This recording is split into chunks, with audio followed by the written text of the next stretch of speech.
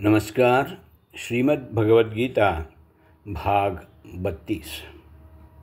उच्च साधना.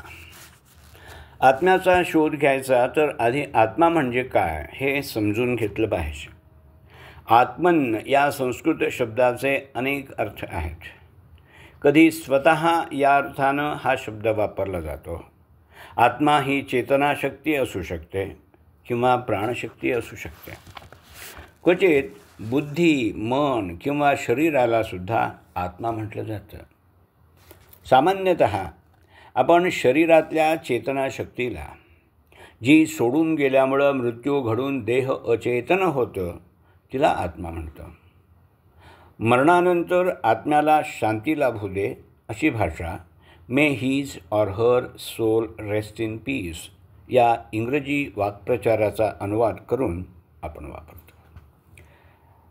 म्हणजे प्रत्येक जीवाचा स्वतंत्र आत्मा असतो आणि त्याला मुक्ती न मिळाल्यास त्याचं पिशाच्य किंवा भूतखेत होतं किंवा अतृप्त आत्मा पुनर्जन्म घेतो, असं काहीसं आत्म्याचं रूप आपल्या मनाच्या पाठीशी असतं. तत्त्वज्ञानात आत्मा शब्दाचा याहून व्यापक अर्थानं वापर केला जातो. संपूर्ण विश्वाच्या मुळाशी असलेलं अव्यक्त तत्त्व म्हणजेच आत्मा. अयम आत्मा ब्रह्म, अर्थात आत्म्यालाच ब्रह्म असंही नाव आहे. ब्रह्मदेवाशी ब्रह्मचा घोटाळा होऊ देऊ नये. विश्व सतत बदलत असून त्यातील प्रत्येक वस्तूला नाश आहे, तर ब्रह्म किंवा आत्मा अविकारी आणि अविनाशी आहे. सुरुवात किंवा शेवट अथवा जन्म आणि मरणाच्या पलीकडं असल्यामुळे तो अनादी, अनंत, अजन्मा आणि अमर आहे. तो सर्वत्र आहे. त्याला दिशा आणि स्थलाच्या सीमा नसल्यामुळं तो निराकार आहे. त्याचं शब्दांनी वर्णन करता येत नाही, अर्थात तो अनिर्वचनीय आहे. किंबहुना न इति न इति, म्हणजे तो अमुक नाही, तो तमुक नाही, अशा शब्दांनीच त्याचं यथार्थ वर्णन होऊ शकतं, असं उपनिषदात सांगितलं आहे. याचा अर्थ आपण इंद्रियांद्वारा ज्या सर्व गोष्टींचं ज्ञान करून घेऊ शकतो, त्यांचा निराश करून अखेरीस जे राहतं ते ब्रह्म, तोच आत्मा. श्री आदिशंकराचार्यांनी आपल्या आत्मषटक या स्तोत्रात नेती नेती या संकल्पनेचं विस्तृत विवेचन केलेलं आहे.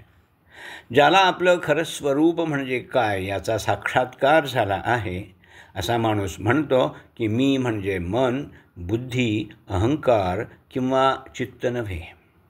मी म्हणजे ज्ञानेंद्रिय किंवा कर्मेंद्रिय नव्हे. मी म्हणजे पंचमहाभूत नाही. मी प्राण नव्हे. प्राण 5 कोश, अन्नमय, प्राणमय, मनोमय, विज्ञानमय आणि अज्ञानस्वरूप आनंद नव्हे.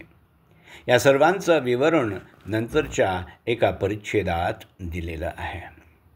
मनाचे राग, लोभ, मद, मत्सर इत्यादी विकार नव्हे. धर्म, अर्थ, काम, मोक्ष हे पुरुषार्थ नव्हे. पुण्य, पाप, मंत्र, वेद, यज्ञ यांच्यापैकी काहीही नाही.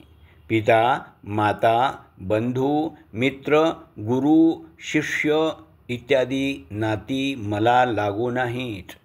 मला मृत्यूची भीती नाही.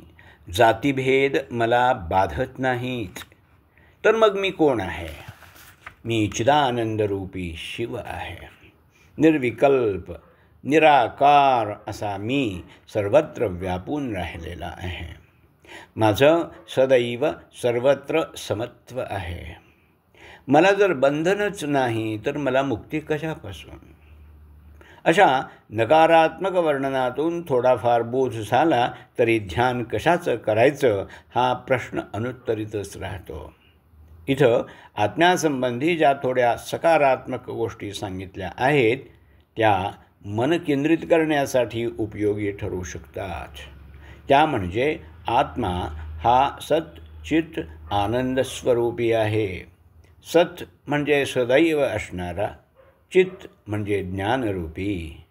तो शुद्ध, नित्य, मुक्त आणि बुद्ध म्हणजे सर्व जाणणारा आहे.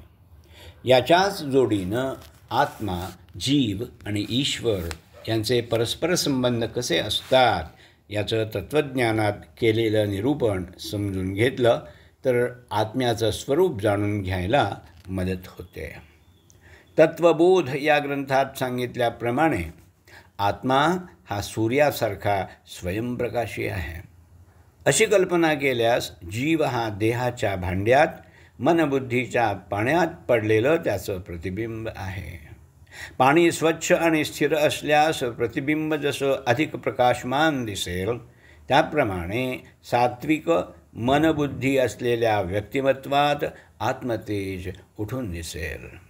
याउलट राजस मनोबुद्धी अस्थिर असल्यामुळे आणि तामस मनोबुद्धी गढूळ असल्यामुळे आत्म्याचं प्रतिबिंबही कंपायमान किंवा अस्पष्ट होऊ शकतं. अर्थात आपल्या मनाचा सात्विक गुण आपण जेवढा वाढवावा तेवढं आत्मदर्शन होण्याची शक्यता अधिक होईल. क्रमशः लेखक डॉक्टर विजय पांडुरंग जायदे, वाचक डॉक्टर अमृत राघवेंद्र याती.